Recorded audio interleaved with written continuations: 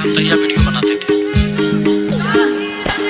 उनके fan follower हैं ज़्यादा, ये अच्छी बात है। उन्होंने मेहनत किया होगा, हमसे ज़्यादा बेहतर किया होगा, ये अच्छी बात है। और जो लोग कहते हैं ना कि खान सर की वजह से तू पॉपुलर हुआ है, अरे खान सर 2020 में 2017 में आले चैनल की अवार्ड उनके दिए, ये आपको पता नहीं हो वीडियो कैसे बनता है, तैयार वीडियो बनाते थे। उनके फैन फॉलोअर हैं ज़्यादा, ये अच्छी बात है। उन्होंने मेहनत किया होगा, हमसे ज़्यादा बेहतर किया होगा, ये अच्छी बात है। और जो लोग कहते हैं ना खान सर की वजह से तू पॉपुलर हुआ है, अरे खान सर 2020 में 2017 में आले चैनल की अवार्ड उनके दिए, ये आपको पता नहीं हो वीडियो कैसे बनता है, तैयार वीडियो बनाते थे। उनके फैन फॉलोअर हैं ज़्यादा,